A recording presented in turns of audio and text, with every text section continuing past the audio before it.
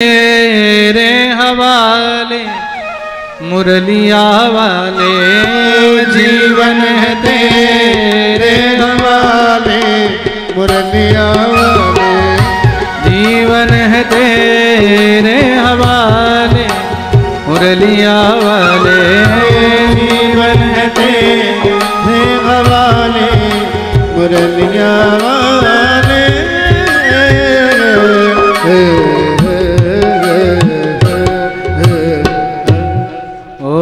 बोलिए भक्तवत्सल भगवान की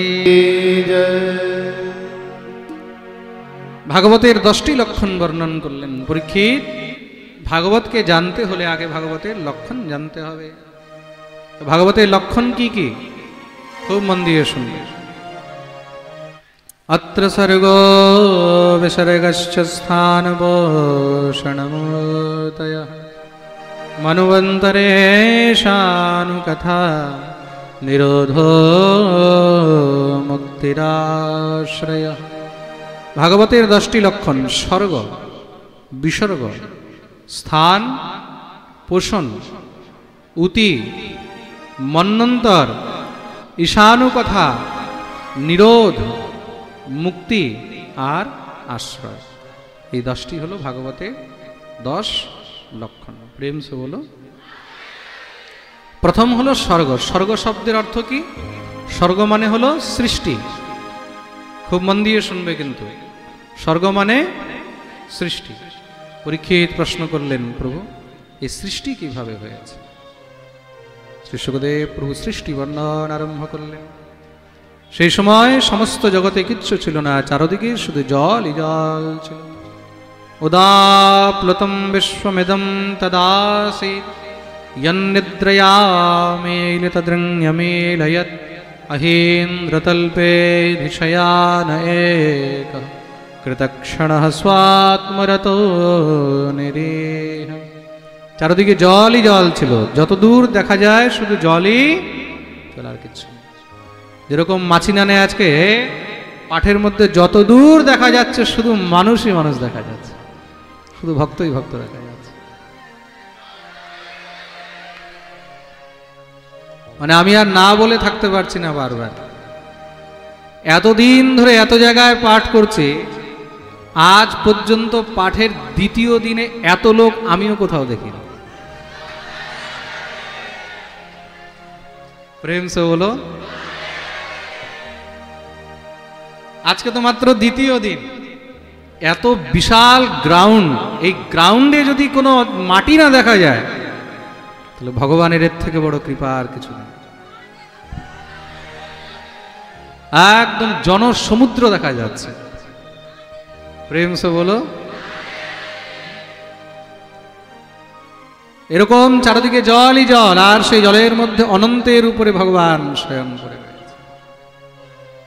ভগবানের ইচ্ছা হলো যে আমি কিছু লীলা করি, কিছু আনন্দ করি। তা লীলা কি করে হবে? একোহম বহুশ্যাম, এক থেকে অনেক হতে হবে। একা একা আনন্দ হয় না, হয় কি? নিজের মুখ দেখার জন্য আয়না লাগে, লাগে তো, না হলে নিজের মুখটাও দেখা যায় না। প্রেম সে বলো। সুতরাং আনন্দের জন্য ভগবানকে এক থেকে অনেক হতে হলো। একোহম বহুশ্যাম। সর্বপ্রথম ভগবানের নাভি থেকে একটি পদ্মফুল সৃষ্টি হয়েছে, আর সেই পদ্মফুলের থেকে দিব্য একটি দেবতা উৎপন্ন হলো। তার 4টি মাথা হয়েছে, তাকে চতুরানন বলা হয়েছে। সে বুঝতে পারছে না আমি কে, কোথা থেকে এসেছি, কেন এসেছি। দিব্য ভগবানের তপস্যা আরম্ভ করলেন। কিসে? প্রণবাক্ষর ওং শব্দ। দিব্য শতবৎসর পর্যন্ত তপস্যা করলেন। মনে রাখবেন, আমাদের 1 বছর দেবতাদের একদিন হয়। প্রেম সে বলো। আমাদের 1 বছর মানে দেবতাদের একদিন। আর সেই একদিনের মধ্যে মহারাজ অর্ধেক রাত অর্ধেক দিন হয়। তা 1 বছরের মধ্যে 6 মাস উত্তরায়ণ থাকে, 6 মাস দক্ষিণায়ন থাকে। উত্তরায়ণের সময় কি হয়? দেবতারা জেগে থাকে, স্বর্গের দ্বার খোলা থাকে। দক্ষিণায়নের সময় কি হয়? বলে তারা বিশ্রাম করে, স্বর্গের দ্বার বন্ধ থাকে। প্রেম সে বলো।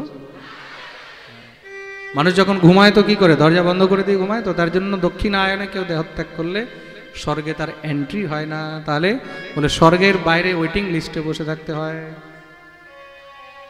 ওয়েটিং রুম বানানো আছে স্টেশনে, দেখেছো ওয়েটিং রুম? আলাদা আলাদা ক্যাটেগরির ওয়েটিং রুম রয়েছে ওইখানে। হ্যাঁ, প্রেম সে বলো। তা যখন উত্তরায়ণ হয় দেবতাগণ তখন জাগে, তার জন্য উত্তরায়ণকে শুভ বলা হয়েছে। আমাদের 1 বছর, দেবতাদের 1 দিন। এইভাবে বিচার করে দেখবে, ব্রহ্মা 100 বৎসর পর্যন্ত তপস্যা করলেন, তখন গিয়ে ভগবান দর্শন দিয়েছেন। দিব্য ভগবানের তপস্যা করে ভগবানকে সামনে পেয়ে স্তুতি আরম্ভ করলেন, হে প্রভু আপনি কে আর আমি কে? ভগবান বললেন, আমি হলাম ব্রহ্ম আর তুমি আমার পুত্র, তাই আজ থেকে সবাই তোমাকে ব্রহ্মা বলে জানিবে।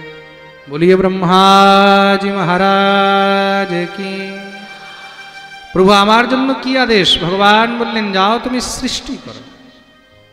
কিন্তু প্রভু আমি সৃষ্টি কি করে করব? আমার মধ্যে তো সেই সামর্থ্য নেই, সেই বুদ্ধি নেই। ভগবান তাকে উপদেশ করলেন। এই যে উপদেশ করেছেন 4টি শ্লোকে, তাকেই চতুশ্লোকী ভাগবত বলা হয়েছে। তার মানে কি, ভাগবত আজকের বস্তু নয়, সৃষ্টির আদি থেকে নিয়ে ভাগবত ছিল, আর যেদিন কিছু থাকবে না তখনও ভাগবত থাকবে। প্রেম সে বলো। ব্রহ্মা সৃষ্টি আরম্ভ করলেন, 14টি লোক তৈরি করেছেন।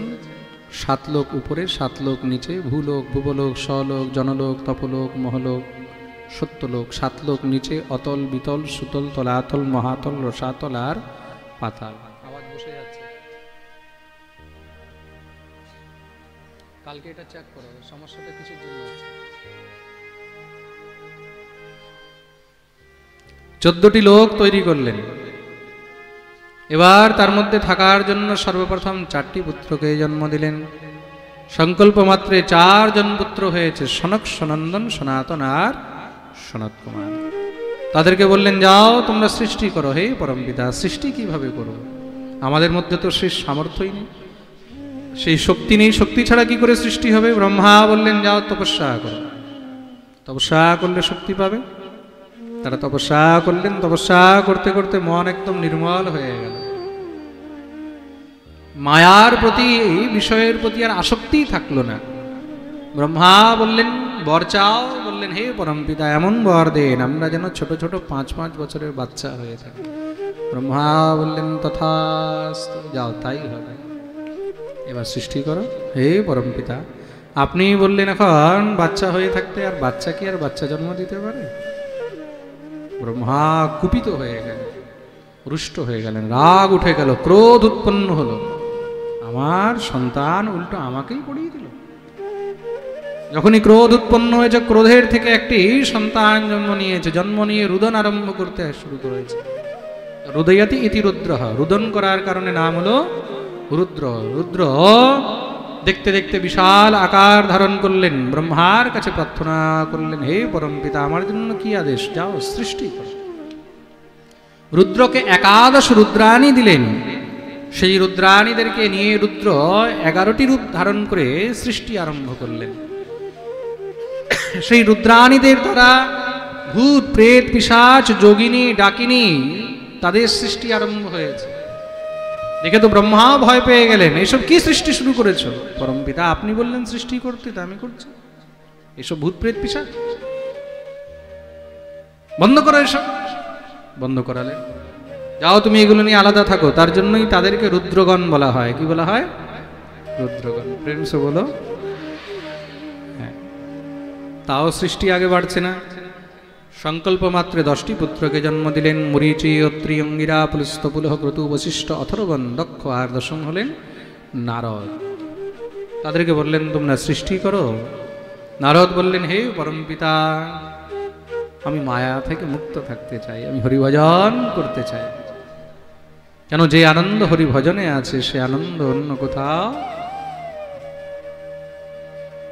जो सुख पायो राम भजन में सो सुख नाही अमीरी मन लगा मेरा यार फकीरी जो सुख पायो राम भजन में सो सुख नाही अमीरी जे सुख हरि भजने आछे সেই সুখ এই মায়ার মধ্যে নেই। ব্রহ্মা বলেন ঠিক আছে যাও, বাকি পুত্রদেরকে বললেন তোমরা সৃষ্টি করো। হে পরমপিতা, সৃষ্টি এইভাবে সম্ভব নয়, সৃষ্টির পদ্ধতিকে একটু সহজ করতে হবে। সহজ কি করে হবে? পুরুষের সঙ্গে যতক্ষণ পর্যন্ত নারী থাকবে না ততক্ষণ সৃষ্টির পদ্ধতি সরল হবে না। কেন? নারী একমাত্র সৃষ্টিকে ধারণ করতে পারে, তার জন্য তাকে ধাত্রী বলা হয়েছে। কি বলা হয়েছে? জোরে বলো। ধারয়তি ইতি ধাত্রীহি, যে ধারণ করতে পারে। খুব মন দিয়ে শুনবে কিন্তু। তার জন্য স্ত্রী যতক্ষণ পর্যন্ত হবে না, মানে প্রকৃতি হবে না, পুরুষ একা সৃষ্টি করতে পারবে না। তার মানে কি? প্রকৃতি ছাড়া, নারী ছাড়া পুরুষও কিন্তু পূর্ণ নয়। প্রেম সে বলো। ব্রহ্মা বিচার করলেন, কথা তো ঠিক। সঙ্গে সঙ্গে শরীরের দক্ষিণ ভাগ থেকে এক পুরুষ, বাম ভাগ থেকে এক স্ত্রীকে উৎপন্ন করলেন। পুরুষের নাম হলো মনু আর স্ত্রীর নাম হলো শতরূপা। সৃষ্টির মধ্যে প্রথমবার এই পুরুষ আর স্ত্রীর মিলন থেকে সন্তানের উৎপত্তি হলো।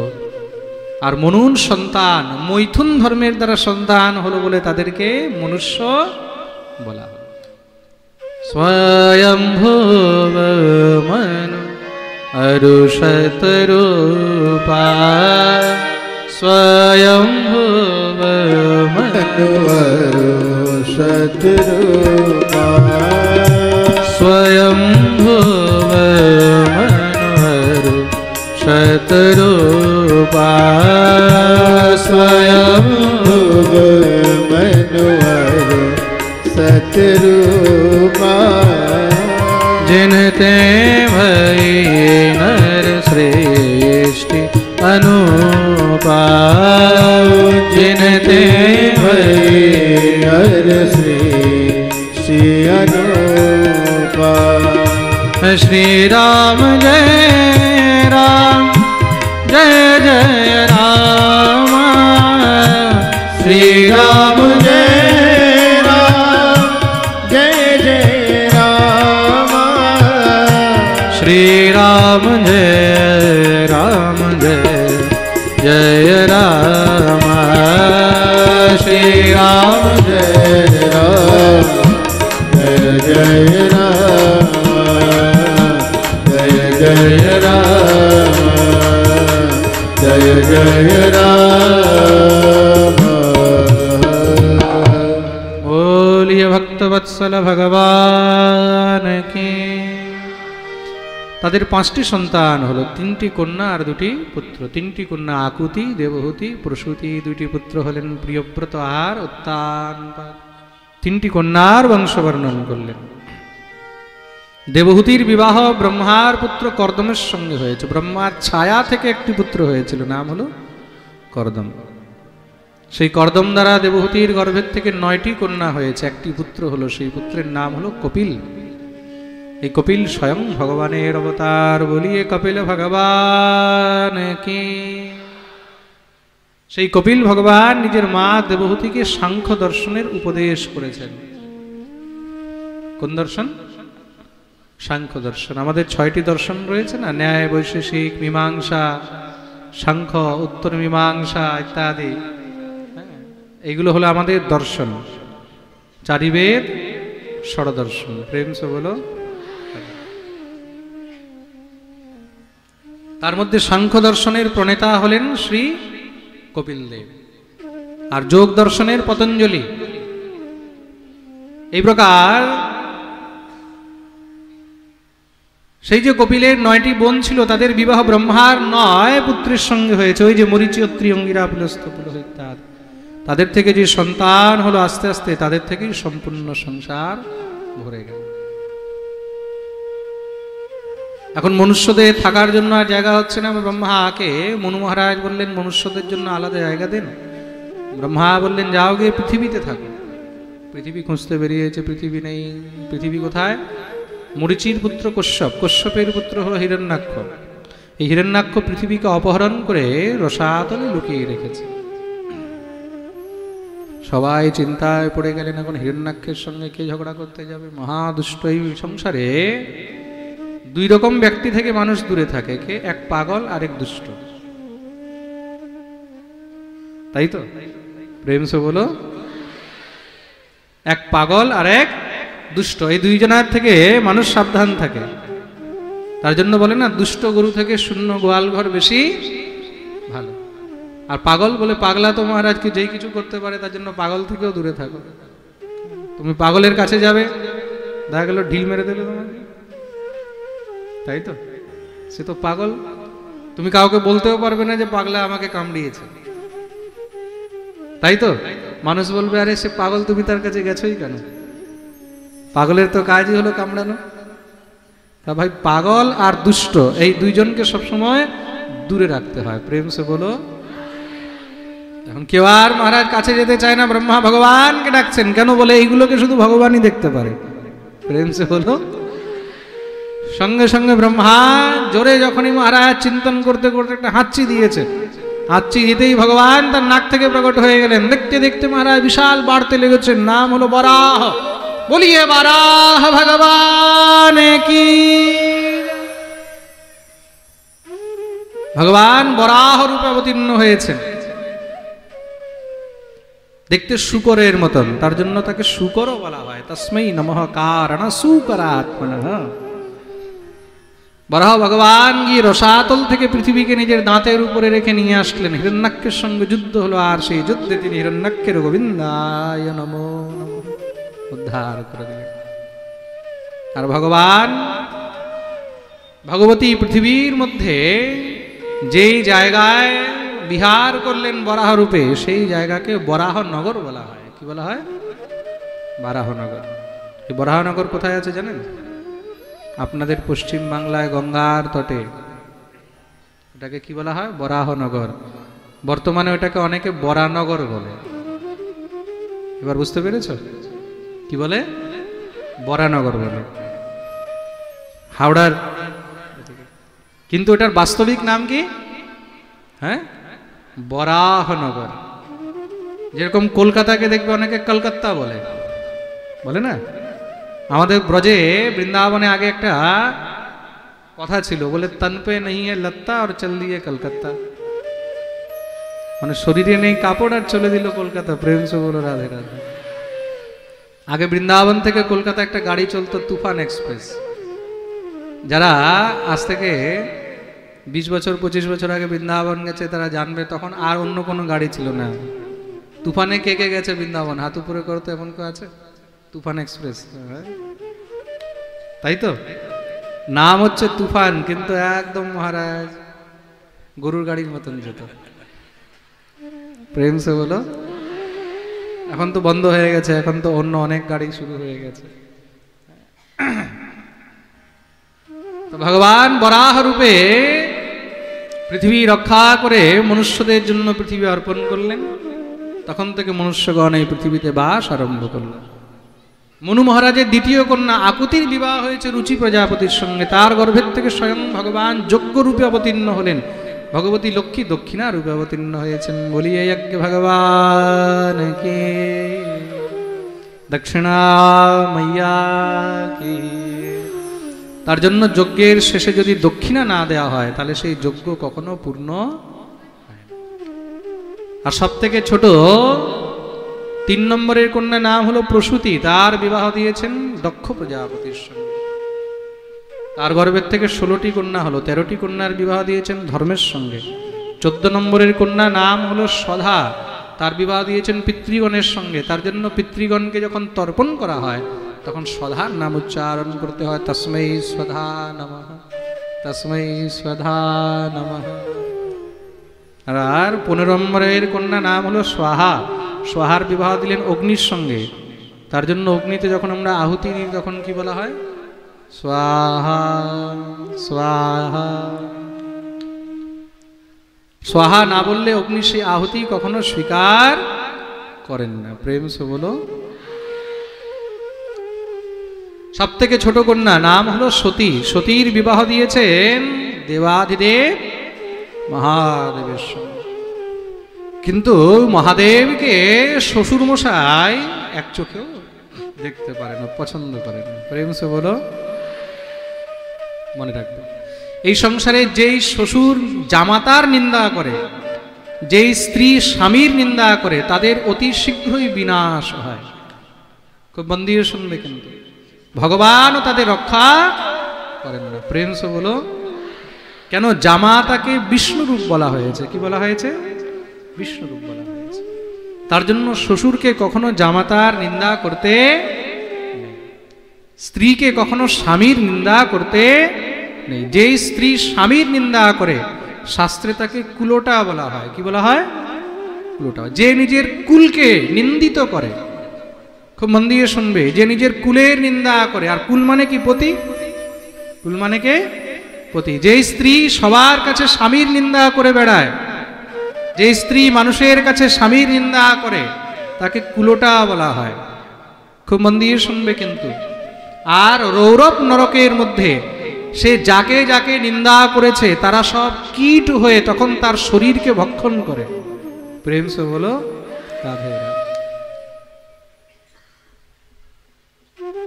তাই এখানে শ্বশুর মশাই জামাতাকে এক চোখে দেখতে পারে না, নিন্দা করে।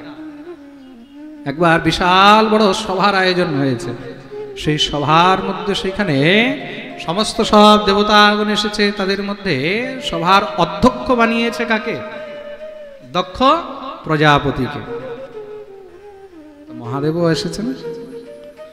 তো অধ্যক্ষ এখন আসছেন, প্রেসিডেন্ট আসছেন, আগের থেকে সবাই বসে আছে। তো মহাদেব বসে বসে হরিনাম করছেন। সাধারণ মানুষ যদি বসে থাকে তো কি করবে? বসে বসে মহারাজ সময় নেই, কি আর করবে? ফেসবুক চালাবে,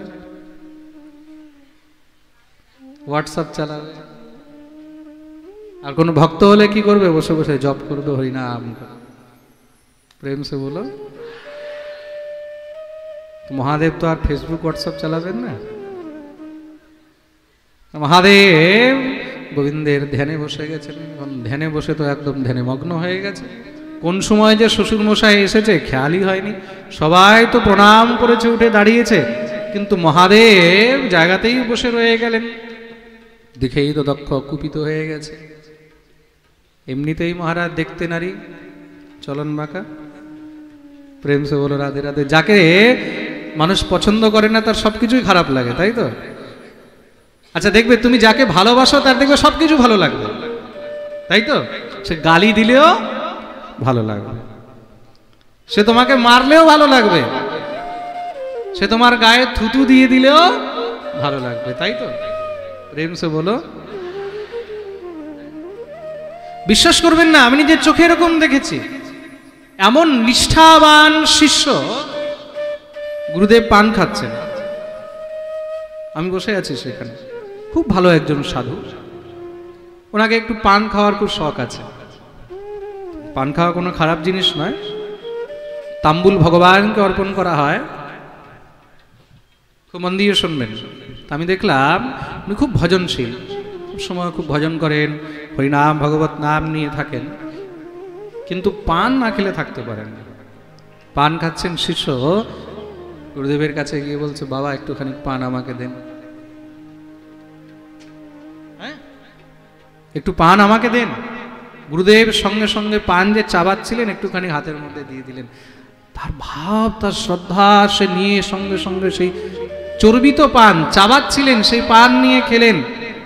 আমার সেখানে চোখের থেকে জল বের হচ্ছে। আমরা ভাবি আমরা গুরুনিষ্ঠা করি, এর সামনে আমার গুরুনিষ্ঠা কি? কিচ্ছু নয়। শ্রী রাধারানী পান খাচ্ছেন, শ্রীহিত হরিবংশজি রাধারানীর সেবা করছেন। একাদশীর দিন ছিল, গোপাল ভট্ট গোস্বামী প্রভুপাদের শিষ্য শ্রীহিত হরিবংশজি রাধারানীর সেবা করছেন, প্রিয়াজির সেবা করছেন, সখী ভাব নিয়ে, সহচরী ভাব নিয়ে সেবা করছেন। তো রাধারানী খুব প্রসন্ন হলেন। রাধারানী বললেন, হরিবংশ বল তোকে কি চাই? প্রিয়াজি আপনার অধরামৃত যদি একটু পেতাম। প্রিয়াজি পান চাবাতে চাবাতে সেই চর্বিত পান ছাতু হয়ে গেছে, ওখান থেকে নিয়ে হরিবংশকে দিলেন। হরিবংশ সেটাকে অমৃত মেনে সঙ্গে সঙ্গে মুখে দিয়ে পাগলের মতন নৃত্য করতে লেগেছে। আহা হা, নিষ্ঠা। আমি যাকে ভালোবাসি সে যদি থুতুও দেয়, সেই থুতু আমার জন্য অমৃত হবে। প্রেম সে বলো রাধে। আর যদি তোমার প্রীতি না হয়, ভালোবাসা না হয়, সে অমৃত দিলেও সেটাও তোমাকে ভালো লাগবে। নিষ্ঠা, গুরুর প্রতি, ইষ্টের প্রতি এই নিষ্ঠা রাখতে হবে। আমার গুরু, তাকে যদি আমি মানি, তাকে যদি আমি ভালোবাসি, আমার ইষ্ট তাকে যদি আমি মানি, তাকে ভালোবাসি, তাহলে তার সবকিছুই আমার জন্য। প্রেম সে বলো এই নিষ্ঠা। আর এই নিষ্ঠাই কিন্তু তাকে পরম গতিতে নিয়ে যায়। রাধারানীর নিষ্ঠা নিয়ে হরিবংশ রাধারানীর প্রসাদী পান খেলেন, তাতে গুরুদেব রুষ্ট হয়ে শিষ্যকে ত্যাগ করে দিলেন। তুই একাদশীর দিন পান খেয়েছিস, কিন্তু নিষ্ঠা নিয়ে রাধারানীর চরণে গিয়ে কাঁদতে লাগলেন, গুরুদেব ত্যাগ করেছেন, হে রাধারানী আমি কোথায় যাব? বলে ঠিক আছে যা, আমি তোকে ছাড়বো না। রাধারানী তার হাত ধরে নিলেন। গুরুদেবও নিজের জায়গায় ঠিক, একাদশী তুই ভঙ্গ করেছিস, কিন্তু শিষ্য কি করবে?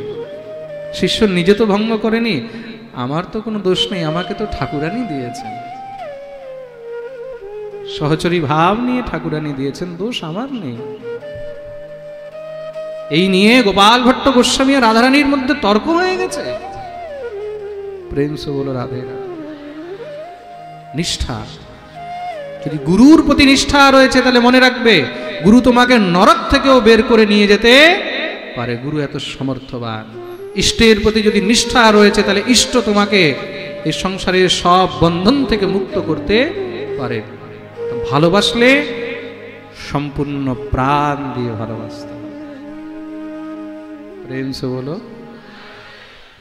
বলো না, বলো না, আরো জোরে, আরো জোরে, আরো জোরে। সবাই দু হাত উপরে করে, যারা চেয়ারে বসে আছে ভিআইপি গুলো দু হাত উপরে করে জয় জয় শ্রী রাধে। সবাই ভাবে মহারাজজি সব দিকে নজর রাখে।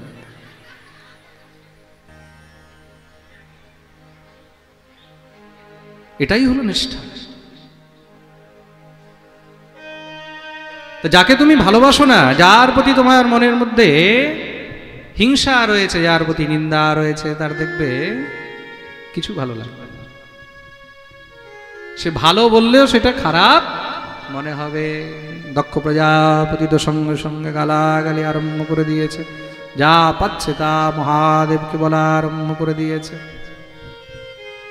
দেখো দেখো কেমন অভিমানী, উদ্দণ্ড, নির্লজ্জ, পাখণ্ডী, নিজেকে নাকি একার সাধু বলে, বৈষ্ণব বলে, ভক্ত বলে, দেবাধিদেব বলে।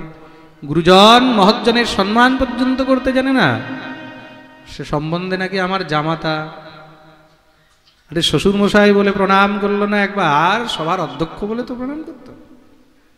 মহাদেব চুপচাপ বসে আছেন, ভাবলেন ভুল হয়েছে, শ্বশুর মশাই পিতৃতুল্য, যা বলছেন কি আর বলবো। কিন্তু মহাদেব চুপ আছেন তা বলে মহাদেবের শিষ্যরা কি চুপ থাকবে? তুমি কারোর বাপকে গালি দেবে, বেটা চুপ থাকবে? যেই বেটা নিজের সামনে বাপের অপমান সহ্য করে, সে বেটাই নয়, সে জারদ সন্তান। স্পষ্ট কথা। কোন পুত্র যদি নিজের সামনে পিতার অপমান সহ্য করে, সে পুত্র পুত্র নয়, সে হলো জারদ সন্তান। মনে রাখবে। তদ্রূপ কোন শিষ্য যদি নিজের গুরুর অপমান সহ্য করে, সে শিষ্য শিষ্য নয়, তাকে ধূর্ত বলা হয়েছে। প্রেম সে বলো।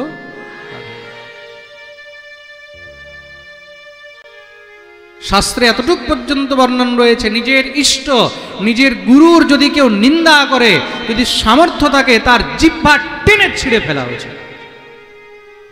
আর যদি সামর্থ্য নেই, তাহলে সেখানে কান বন্ধ করে বেরিয়ে চলে যাওয়া উচিত। প্রেম সে বলো।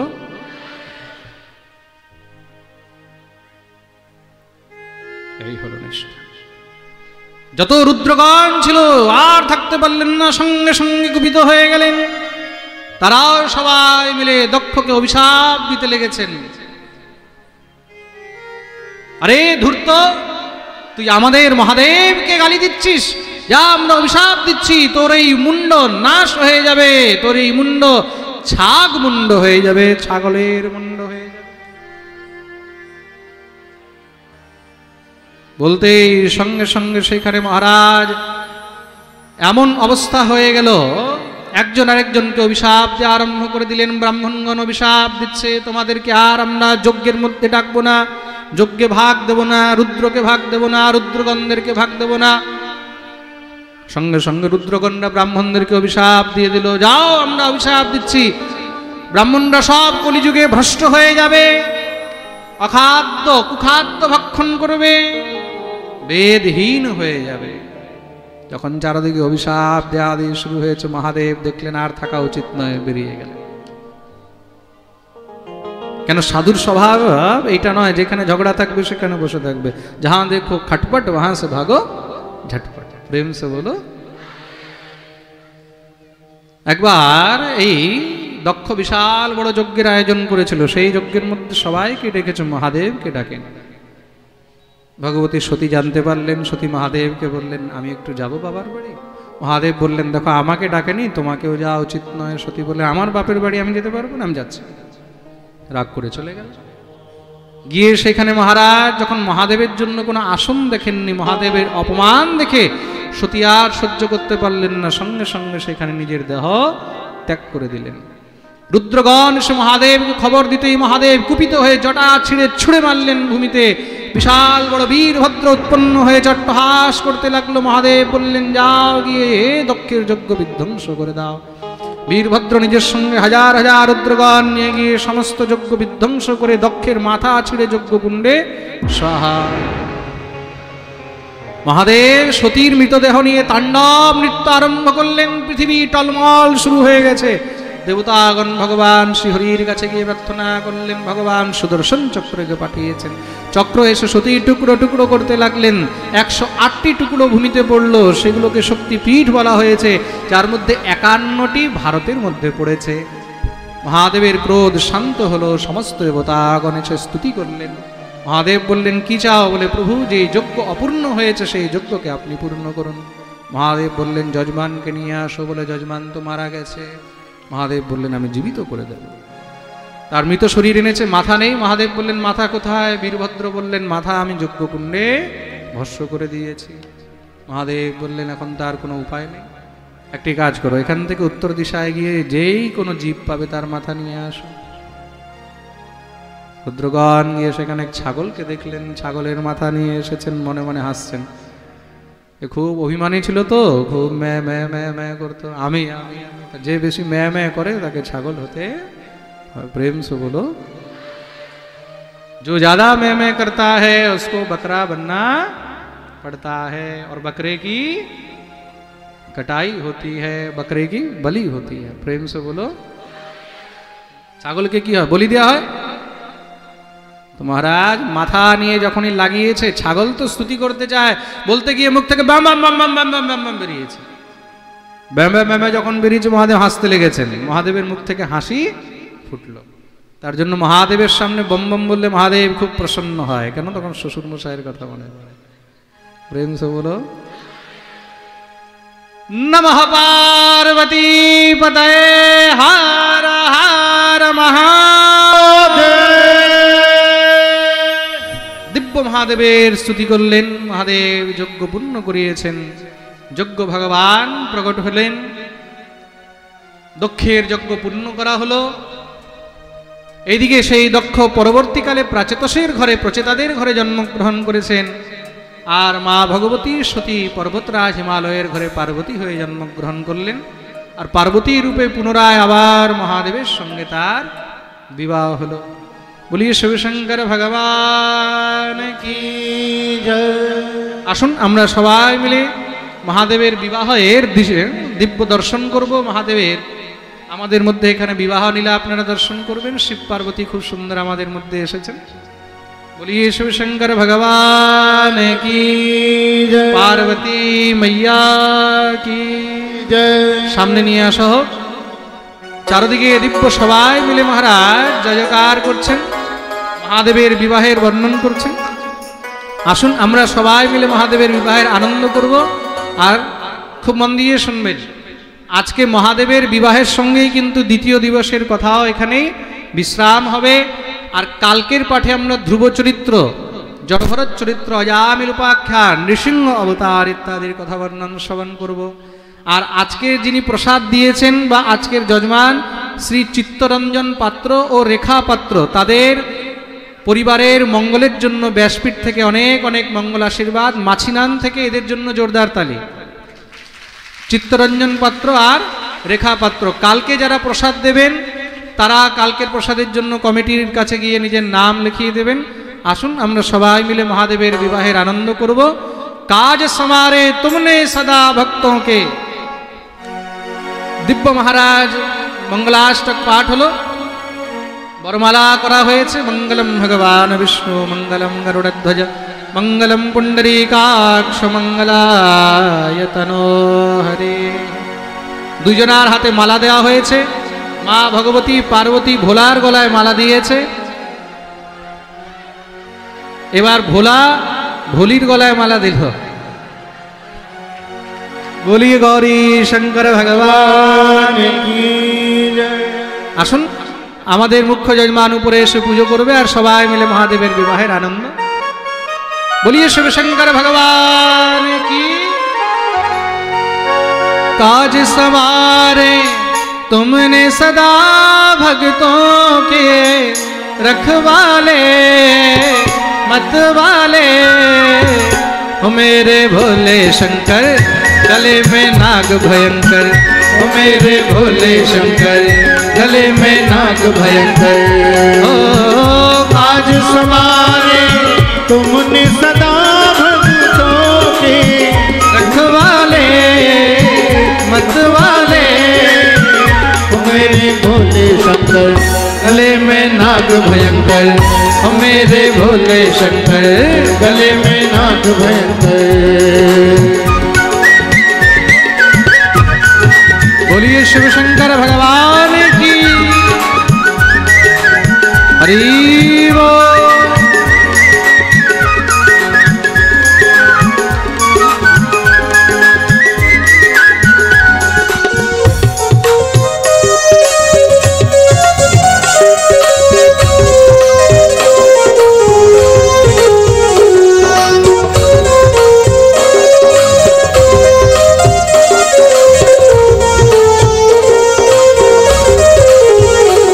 जय हो।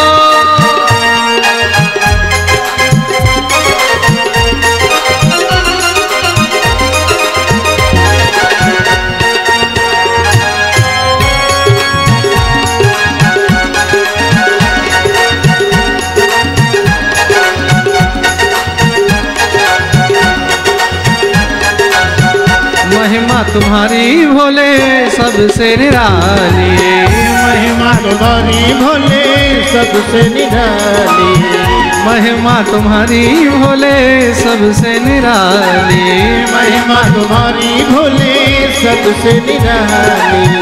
लौटा नहीं है कोई दर से खाली, लौटा नहीं है कोई दर से खाली, जो भी मांगा वो तुमने दिया भक्तों के, रखवाले मतवाले हो मेरे भोले शंकर, गले में नाग भयंकर हो मेरे भोले शंकर, गले में नाग भयंकर।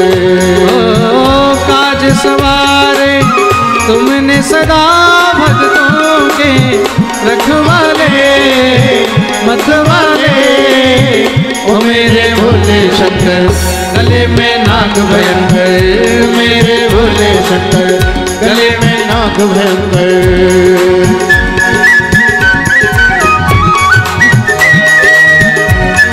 शिव शंकर भगवान की।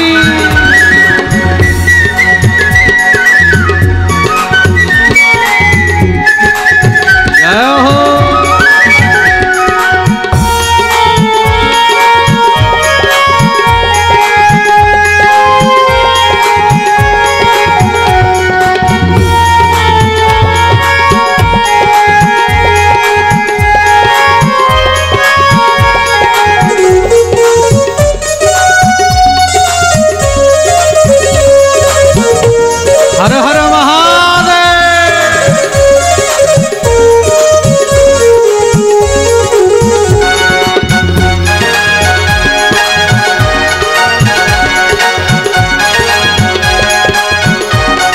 আচ্ছা দেখো, ভোলা জানো নিজের বিয়েতে নিজেই নেচেছিল। এ কেমন ভোলা রে ভাই? बोलिए शिवशंकर भगवान की। भक्त रावण को लंका दीना, भक्त रावण को लंका दीना, भागीरथ को गंगा दीना, भागीरथ को गंगा दीना, भस्म कड़ा सब मांग दिया भक्तों के रखवाले मत वाले। ओ मेरे भोले शंकर गले में नाग भयंकर, ओ मेरे भोले शंकर गले में नाग भयंकर। ओ काज सवारे तुमने सदा भक्तों के रखवाले मत वाले। ओ मेरे भोले शंकर गले में नाग भयंकर, मेरे भोले शंकर गले में नाग भयंकर। शिव शंकर भगवान की, पार्वती मैया की।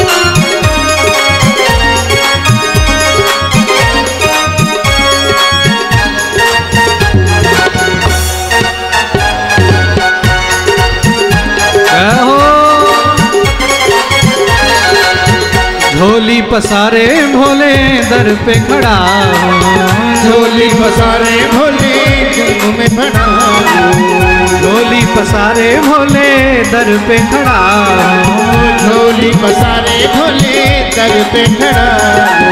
भर दौर झोली बाबा